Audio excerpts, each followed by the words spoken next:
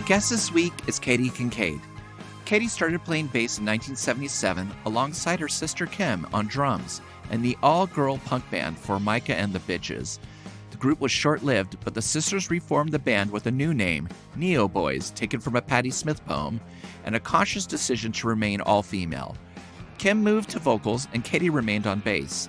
And from 1978 to 1983, the band played mainly in Portland, but shared bills with local bands like the Wipers, Sato Nation, and Smegma, as well as touring ones like Television, X, and Nico. They recorded 2 self-released records, a single engineered by Greg Sage, and an EP, Crumbling Myths, which was engineered by their drummer Pat Baum. They later appeared on the live compilation 102979, all of which have been reissued along with unreleased material by K Records on the double album Sooner or Later. Katie and her sister were also active participants during the first wave of Portland punk, and Mark Sten, author of All Ages, The Rise and Fall of Portland Punk Rock, 1977 to 1981, has this to say about them. They played a paramount role in defining the values of Revenge and its successors, and they were there from the beginning to the end. They served as an ethical anchor for Portland's punk scene, and the Kincaids were its conscience. And it is my great pleasure to welcome to Revolutions Per Movie, Katie Kincaid. Hi, Katie. Hi, Chris. You picked the amazing film Here to Be Heard, the Slits documentary. It's a brilliant pick. I love the Slits. I love this documentary. But I also want to talk about your background in punk rock and post-punk and the early scene. What were your tastes like before hearing punk rock? Oh, well, it was very eclectic. I liked heavy metal quite a bit. Uh-huh. I loved Aerosmith. I guess they're not really heavy metal, but I loved them. I remember listening to ZZ Top. But then we found David Bowie and the Velvet Underground, and that seemed more like closer to our tribe, but also of somebody else's generation. Was it hard to find like a Velvet Underground record? No. They were in cutouts. They were always, you could find them at Crystal Ship in the cutout section. Right. Nobody wanted them. Nobody wanted them. Okay. So we were all about David Bowie and Iggy Pop and the Velvet Underground. And, you know. But like I said, while we loved them, they also felt like they weren't really of our generation. They were somebody else's generation, which they were. So did first hearing punk rock feel like your generation? Yes, exactly. Yeah. And what was the first stuff you heard? Well, you know, I saw punk rockers before I actually heard them in the back of Hit Parader. I remember there were pictures of Patti Smith and the Sex Pistols, and I was like, who is that? Oh my God, that looks exciting. And so then it was really hard to get those records, though. You know, I mean, there wasn't that many people that were willing to buy them that worked at record stores. So me and some other girls mainly, and a few boys too, would go and talk the guy down at Music Millennium into getting one or two, but then there would be a competition over who got to that single first, right? Right. But then we'd get together and listen, and whoever got it, we would get together and listen to it at whoever's house happened to get there first. Oh my gosh. It's so funny because sometimes it's easier to get a badge of a band than the actual record of an artist. Yeah, totally. It was like, yeah, I've got 5 badges of this band, you know, but of Per Ubu, but I can't find this record. I hope they sound good. I've read a ton about them. I've seen pictures of them. Exactly. Yeah. And, you know, and these bands were not coming through the Northwest as much. Oh, God, no. Not at first at all. I guess in 1978, Television came through. Right. And Patti Smith came through. You know, definitely nobody from England. Right. Well, what was the first punk show you got to see? The Ramones. The Ramones up in was the Olympic Ballroom in Seattle. And it was just the tiniest little room that they were in, and it was fabulous. I love it. The Olympic is the tiniest room to see, because I've heard of that venue. I was like, I've heard, oh, the Ramones played the Olympic, and I was like, oh wow, like, okay, pretty big space, cool. You know, it's like, that was about as big as my living room. It was really, really small. And what was that like? Were you freaking out? It was just so exciting. It was so exciting to actually see a punk band, right? Because I had Ramones records by then. They were a little bit easier to get, the Ramones records. Right. But, you know, to actually see them, it was just exciting. That's the only word that I can think of to describe it. It was just, you know, a dream come true. And then how quickly were you wanting to be in a band and make music? Well, pretty soon after that. Yeah. Because let's see, that must have been in 77. And then we were in a band, like, for Mark and the Bitches right after that. So. And how did you pick the bass guitar? Like what? I always liked bass. I always liked the sound of bass. I noticed that I always listened to bass and drums. I listened to the rhythm more than I listened to guitars. No offense. Bass was my first instrument. And also it seemed easier, yes. You know, to be honest. It seemed, oh, well, this looks easier. There's less strings. It is. Yeah. And the bass players always seemed a little cooler. Like, you know, Tessa in this film is like chewing bubble gum and playing bass at the same time. And always a cool look, you know. It is a cool look. And I also like way back when I liked Susie Quattro, and she was a bass player, and right. You know, before punk happened and stuff. You know, as a girl, you were always searching out girls, you know, and it was hard because there weren't that many. Yeah, so For Mike and the Bitches is the first band, and then the Neo Boys start after that. That's right. Both were all female bands. Yeah. Did you get pushback from the scene or support, or what was that like?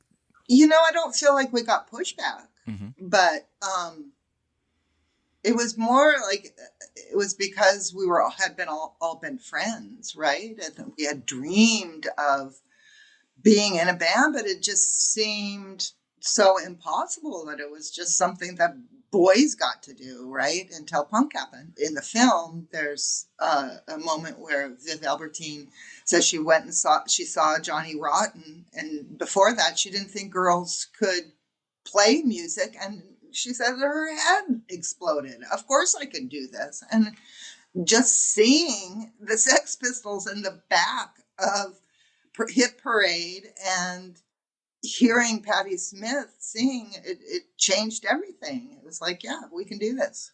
No problem. When you finally got to hear Patti Smith and the Sex Pistols, did it match what you thought you would hear from seeing pictures of these things? Because I always found that was always an interesting experience. Like, you'd kind of be ready for what the descriptors were and the photos, and then you'd hear it, and it wasn't always the same. Huh, that's an interesting question.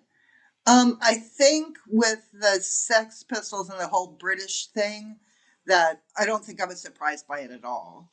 But I thought that Patti Smith was a little bit different than what I expected. I had some of her poetry books, so that part of it wasn't. But I think that some of the songs are more conventional rock and roll.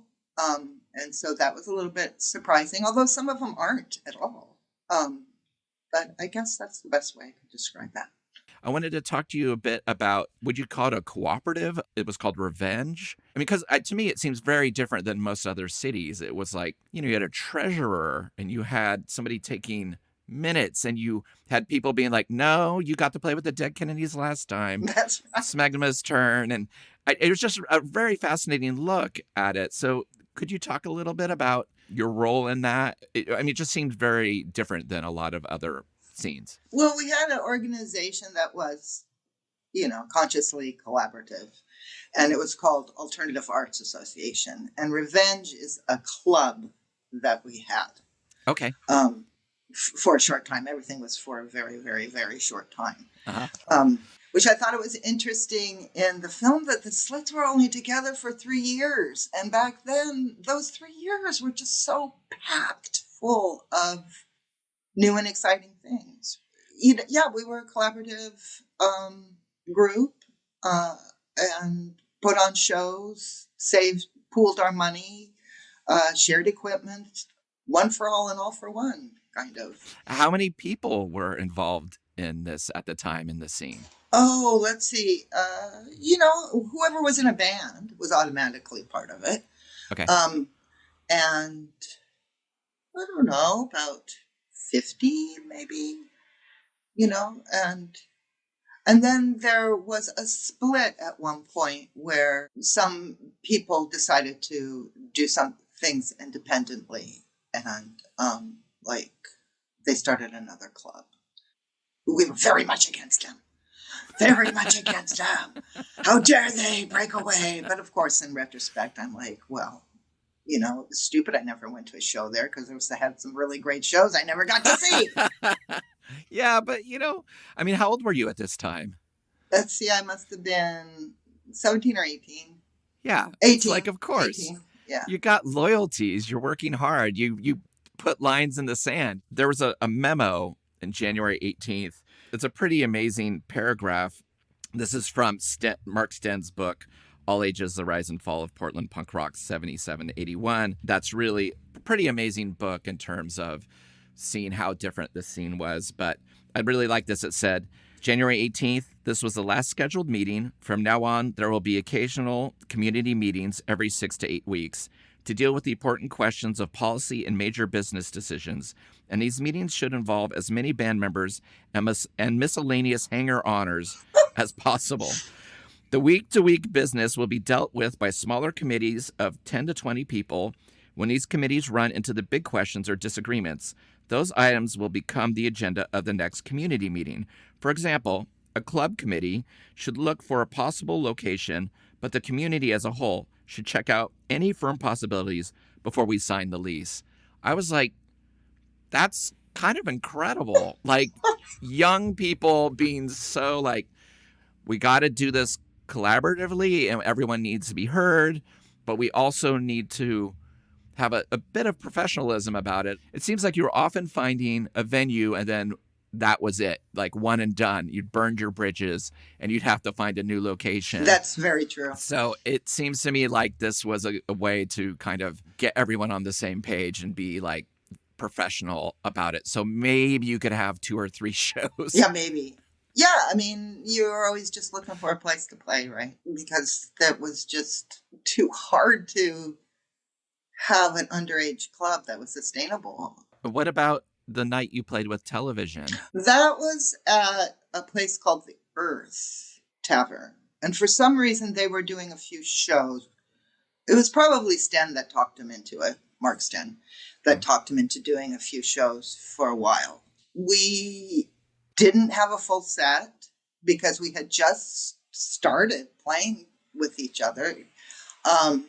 And so for 20 minutes, I think we had 10 minutes, but we were supposed to have a half-hour set. So for 20 minutes, we just played one song called Sooner or Later. That's all the lyrics were Sooner or Later. Yes. Because, but it was fun. It was fun. We were scared, but we were also excited. And they were very nice, and we had a good time. Yeah, it's amazing just the excitement of your first band and the nerves, too.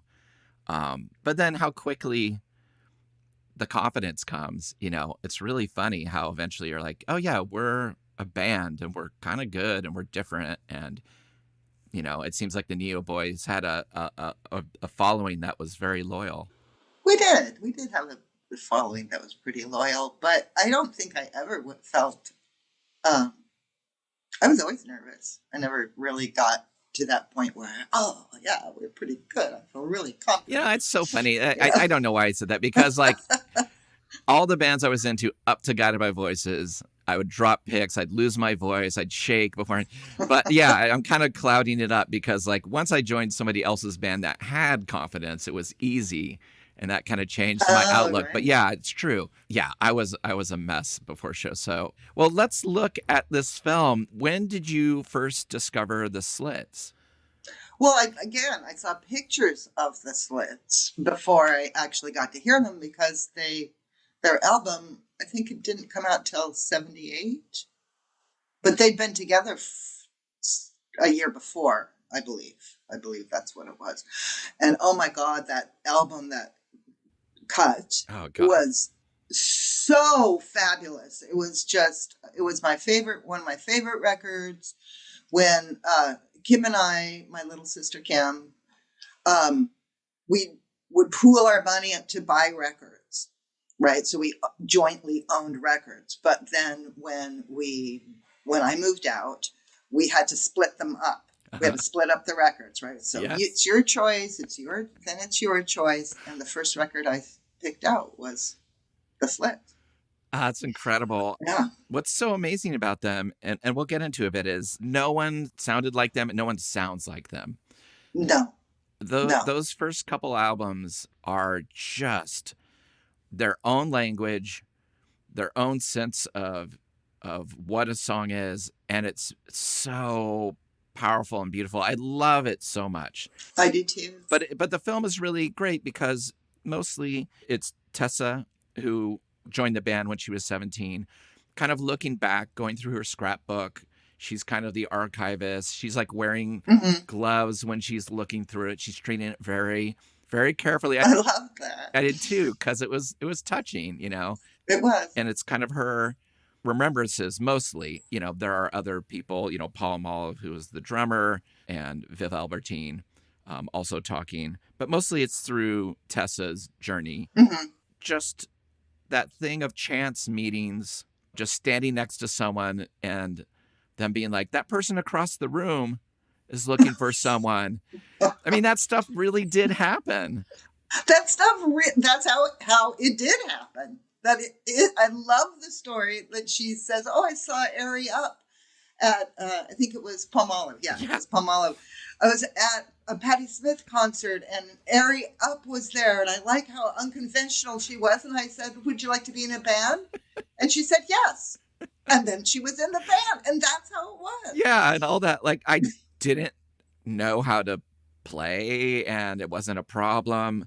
Didn't matter. Not at all. And there's so many great quotes out of the gate, too. Rock and roll was about men rebelling against their moms, and the Slits used rock and roll to rebel against everything. And it is funny, you watch the footage of the Clash and the Sex Pistols in this film, and the Slits just seem so much more adventurous and cooler and spontaneous and in their own way talented. I agree. You know, because they had quite a bit of pushback with this Clash tour. They couldn't even get on the bus. The bus driver was like, no. Right. Because they were girls misbehaving. Where the boys could misbehave, but the girls could not. No, they wanted to party just like the boys. Yes, exactly. Yeah. And so I just love that right out of the gate.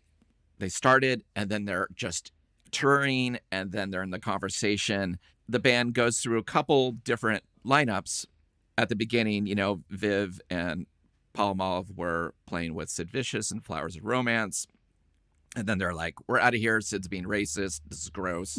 The four of them get together and really, it's incredible how much press was written about a band that didn't have a record out, was just playing live, and how much projection on a band there was. Oh, yeah. And I love that scene where Tessa is looking through her scrapbook and she comes across an interview, and obviously the person that's doing the interview is hostile and asks, oh, well, do you think that you're musicians? And I love that Ari Up says, we are not musicians, we are who we are, and we are just the Slits.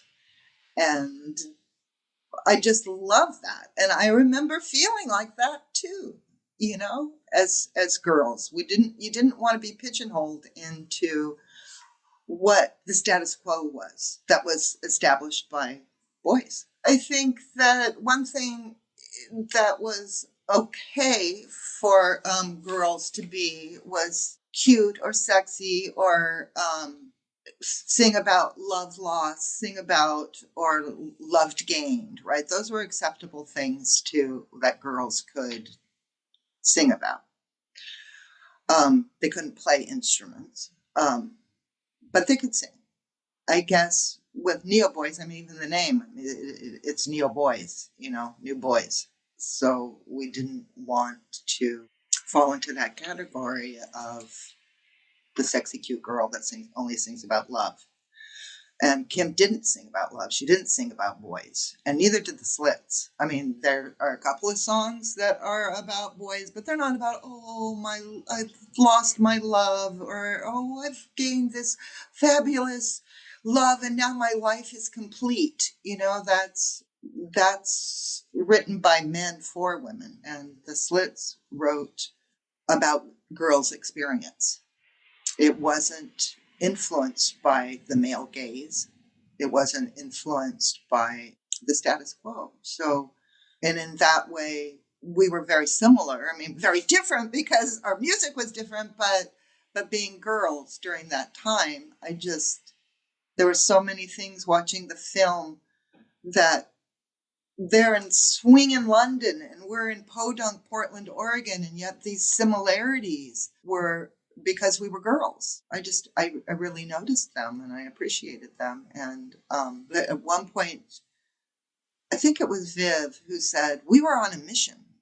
And it felt very much like that you as a girl were on a mission and you're going to break down barriers of what a girl could and couldn't be at least in rock and roll.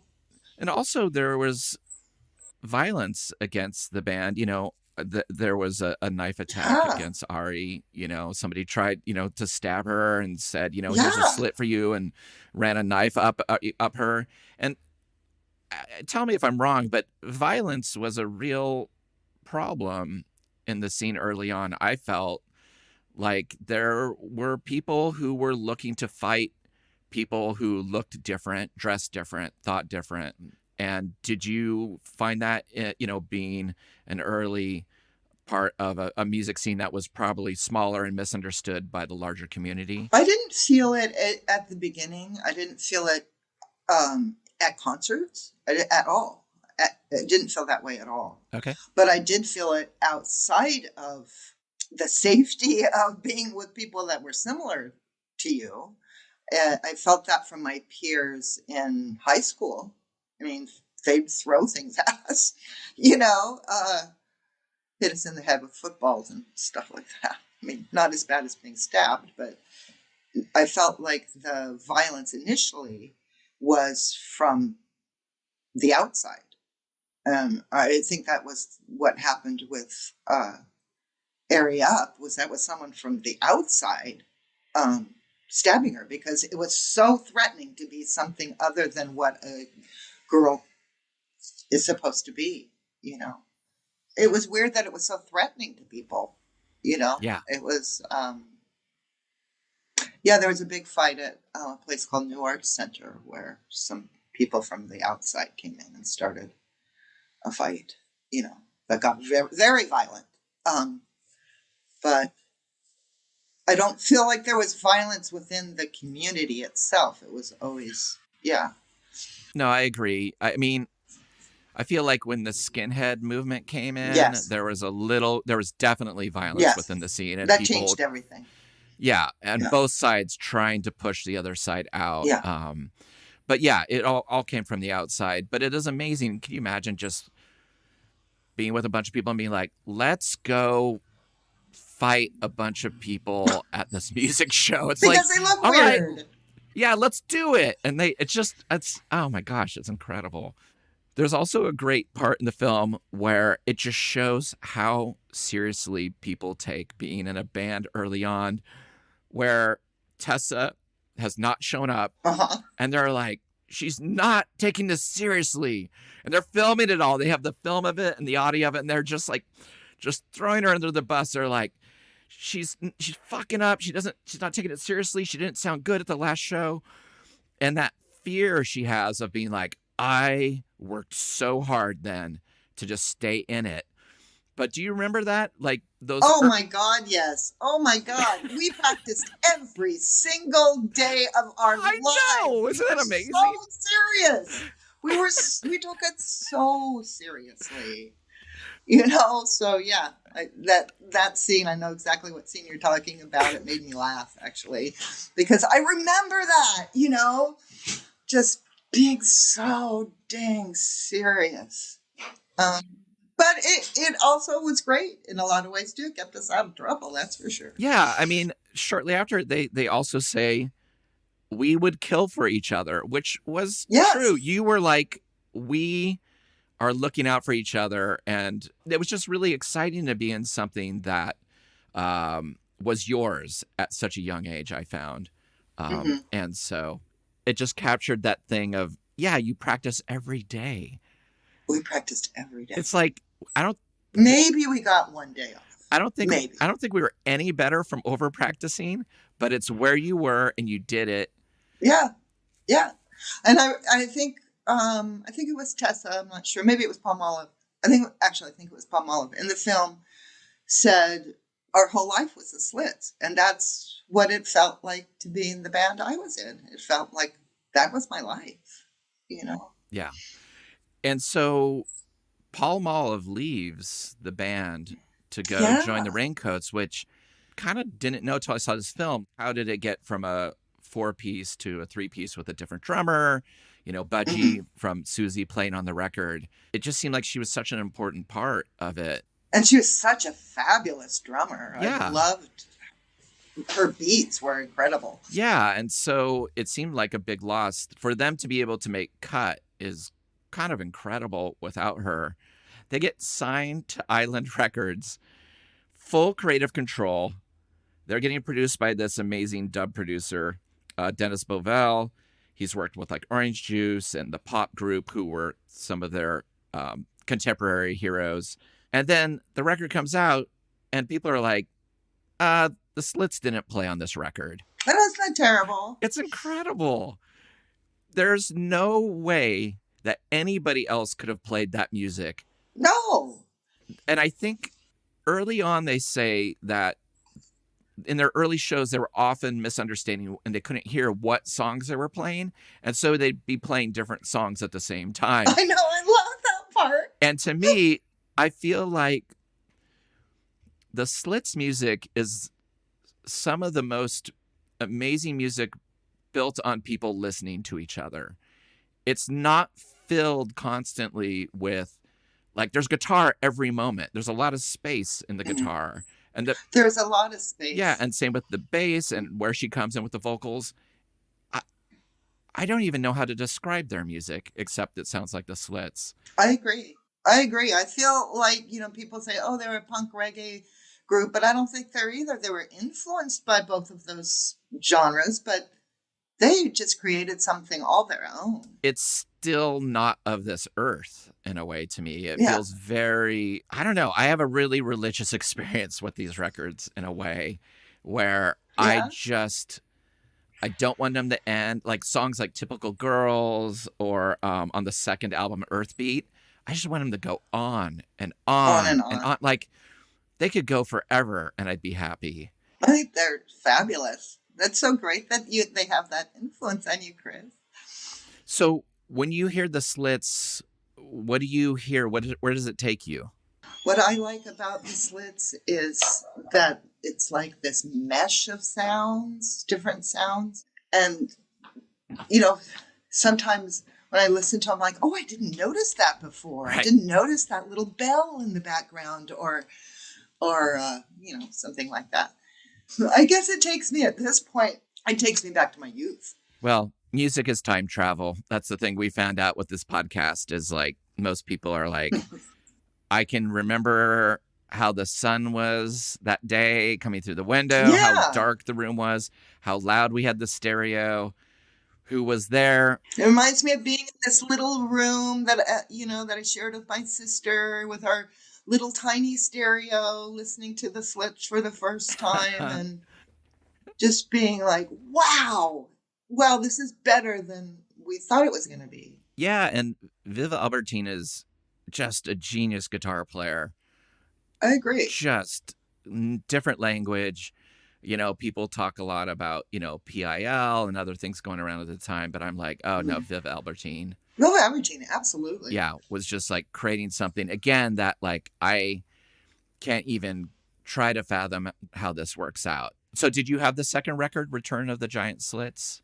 I got it later, and truthfully, I appreciate that album a lot, and there's songs on there, especially lyrically, that I really like. I didn't get into it in the same way, right? Truthfully, it's a very different beast. It is, but that's what I appreciate about it, is that they didn't just stand still; they were exploring and yeah. So I do appreciate that, but I didn't get into it as much as I did the first one. It did sound way different than Cut. But I appreciated that about it. I really did. Well, I just was glad there was a second record because, back then, yeah, you just didn't know. You'd be like, oh, I just got into this band and they're gone. Yeah. Or they never recorded at all. Right. Yeah, like the Screamers, but yeah. Did the Neo Boys have expectations or dreams that you wanted to meet? I mean, you made records and you played with amazing bands and could headline. Were there certain things that you were like, oh, maybe we can do this, maybe we can make this our life? I mean, I think that we would have liked to have gone other places, but it was just too hard back then. It was very difficult.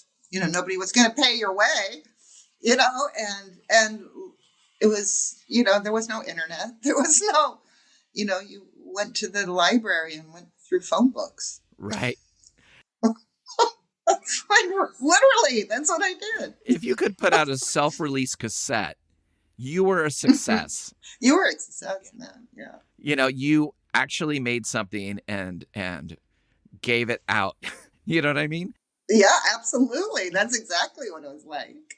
And I remember just being in awe of, a band would come through like Husker Du, and you'd be like, they must be huge. And then you realize they're playing the 150, 200 people in every major city, but you add it up and you're like, well, that's like 8,000 people, not that big, but in your head. Well, compared to 100. Yeah. But at the time you're like, oh my God, they must. Oh, we got 50 people tonight. Yeah, exactly. Have you seen the music video for Earthbeat off of the second record? No. It's such a bummer it's not in the film. There must have been something contractual. It is them basically in an outdoor kung fu action movie. Like, Viv is like running. The Slits? Yeah, Viv is running. No, I would love to see that. Viv is running on the countryside and like jumping in the air and then landing on the other side of a river. And Nina Cherry is like dancing in the field alone, and Ari and Tessa are on horseback riding through, and there's like a falcon going through the air, and they're in the forest, and they meet each other, and it's so great. I love it. See that. I will put a link in the show notes to it because it cracked me up so much that they were, let's make a kung fu kind of thing, but there's no fighting in it, but there's lots of stunts in it, and it's really very endearing. But that song, again, I love that song Earthbeat so much. But the video, oh my God, yeah, I'll get it to you. No, I want to see that. Yeah. Please do. I want to see that. They talk also a bit about group identity versus personal identity, and I think that is also a real thing. When you're in a band. What was it like being in a band with your sister? Oh, well, it was great. It was great. We were really close. Did you have the same mind about everything? Pretty much. There were a couple of things that we disagreed with each other. There was a guitar player, but she wasn't a guitar player, but she kept on trying to be a guitar player. Before we got Meg, we had lost the one before we got Meg and Carol. And Kim was kinder than I was. She wanted to keep on giving her a chance, and I was like, no, I want Meg. And so we kind of had a little bit of, she just didn't want to let her go. She just wanted to give her more of a chance, and I could see that it was never going to happen. And then Meg was someone that actually was going to make everything change, which she did. But it was little, it wasn't a big deal.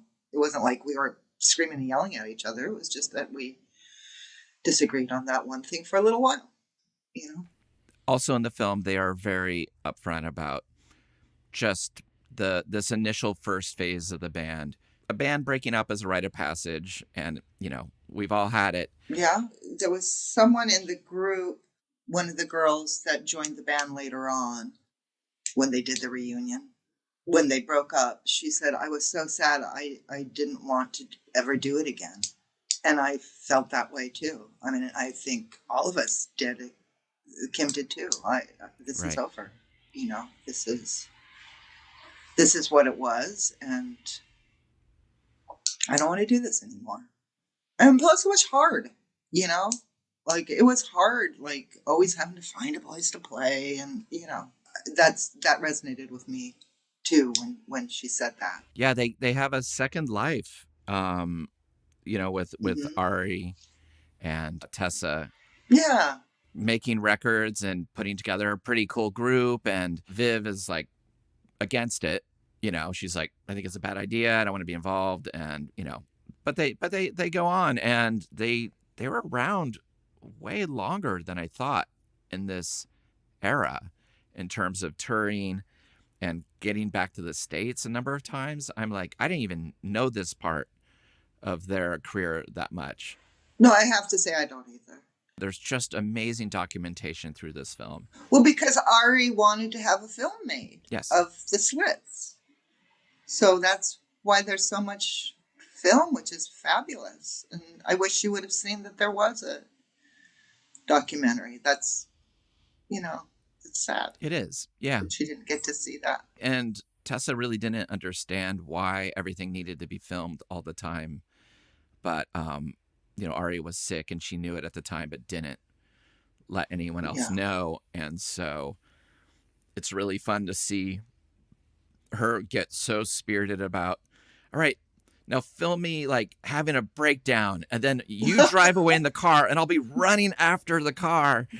And it's just... She had so much charisma. She just was fabulous. And she was just an amazing singer. Yeah. Yeah, her energy is just... It again, you're like singular. There's no one like you. There's no one like her. And she was so young. She was only 14 when she was when she first started singing with the Slits. She's one of a kind. Yeah. All that stuff about her mom, they're just like, oh, she was like the mother who just would roll her eyes and kind of gave us a place to be.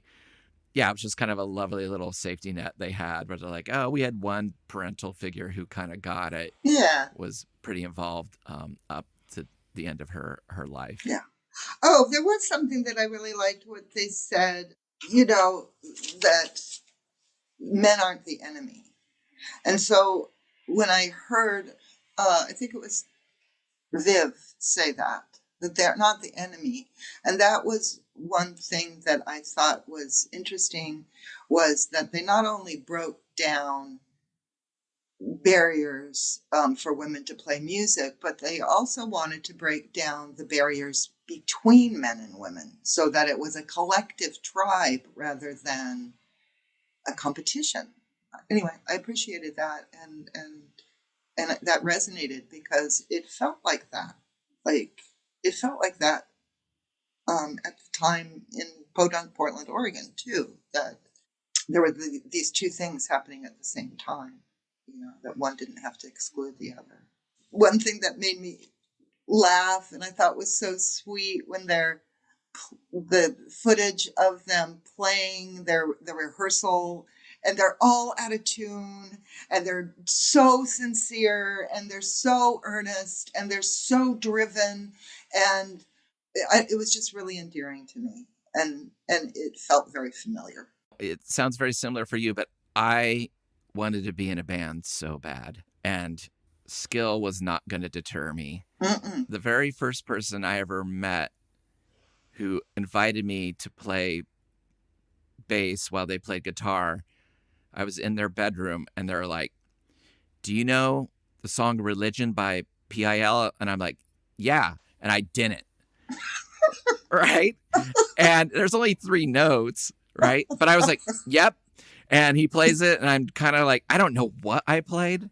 I have no idea if I was like, do do do do do do do do do do do, or if I was like, if I figured it out. I have no idea. But I just was going to make sure that I was going to be in a band. And yeah, I feel really lucky that at 15 to have been able to do stuff. I can tell you feel the same. I do. I feel very lucky. And I felt lucky to have been with other girls. I played in a band with boys after that, much later than that. And God, what a bunch of whiny babies. I don't feel like we whined, It was more like determination, That's awesome.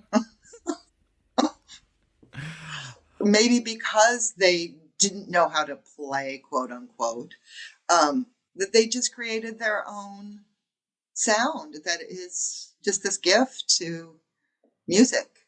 And so I'm glad that the film was made and that other people can see how fabulous they were, because they were kind of written out of history for a while, and they shouldn't be, and they shouldn't be. I still feel like a lot of people haven't heard these records. They know the band and the name and the pictures more than they do the music. Yeah. And I think this documentary does a really great job of making you immediately want to go out and purchase, their, even though it was a small output, a very powerful one. So. Yeah, I thought so too. I read some review of it in The Guardian, and they were talking about that wasn't a very good documentary, and I didn't feel that way at all. I thought it was I thought it was a really good documentary. I mean, I loved seeing the old footage of everyone, and they were so young and really sweet. Well, what were their complaints? They were like, "Oh, it's self-indulgent," or it's a documentary made up, with the people involved talking about themselves. Yeah, it's going to be self-involved. And I have seen way more self-indulgent documentaries, believe me. Oh, me too. That kind of blows my mind. I think it's really fair. I think they're really honest. Mm-hmm. And the fact that they had so much archival footage, and they had Tessa kind of telling the story, and she's really open about, the drug use and the, just kind of the fracturing of their friendships and the highs and lows that come with it. I don't know what somebody would want. It's not one of those kind of films where there's like, oh, there's an animated sequence showing them not getting on the bus or whatever. Mm-hmm. It's very simply told visually, but it's all told mostly with them either being interviewed in it mm-hmm. or them being documented in it. And also, I appreciate a film that's not a bunch of people talking about how great the Slits were. I do too. I loved that part, Chris. That's a good point, because I loved that it was them. I mean, they had some people talk about, that were around at the time, talk about what it was like seeing them, which is valuable too. But, sometimes these documentaries, they just have these people like, can we see some footage, please? I don't care what your opinion is. Oh, they were amazing. Oh my God. The Slits. Are you kidding me? Yeah. Oh my God. Yeah. No, agreed. Yeah. I mean, I thought it was good. I really enjoyed it. Well, let's find out how good you think it is, because at the end of every episode... I was wondering what it was going to be. But at the end of every show, I ask the same question, but I tailor it depending on what the film is. So on a scale from 1 to 10, with 1 being the lowest and 10 being the highest, how many hours of practice a day do you give this film?